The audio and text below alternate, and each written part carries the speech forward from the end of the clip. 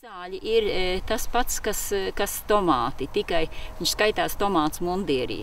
Vērtības ir tādas pašas, izņemot, kad tur karotīna nav, jo viņš ir mazāk karotīns. Viņš ir, kā var teikt, zaļš vairāk.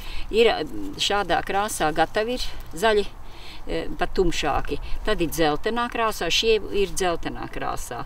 Un ir lilā arī, bet tie man negaršoja, un tad es neaudzēju. Šos te tikai audzēju. Bet viņi ir tādi, kad viņi paši iesējās. Šie man nav sētīti šogad. Viņi vienkārši paši te pagājuši gadu bija, un tā viņi iesējās, un dažus augus es atstāju. Lieto ļoti veiksmīgi lieto ar to, kad var marinēt, skābēt tāpat kā gurķus. Un pats galvenais ir tas, kad viņiem saglabājas, ja svaigā veidā viņš saglabājas arī līdz februārim, martam. Man ir arī eksemplāri, kas saglabājušies šodien ir no pagājušā gada ražas.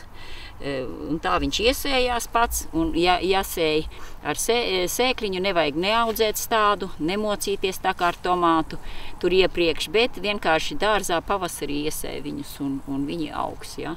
Vienīgais, ka jāliek tomēr ir balsti šiem, jo viņš nespēja vienkārši to ražu pacelt. Te ir gatavs, ka viņam pārplīst, un viņš ir dzeltens, un tad viņš ir gatavs. Viņš ļoti garšīgs salātos svaigā veidā arī. Te ir viņš ir svaigā veidā tāds.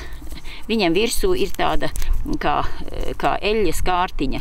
Tā ir tā kārtiņa, kura aizsargā viņu no bojāšanas.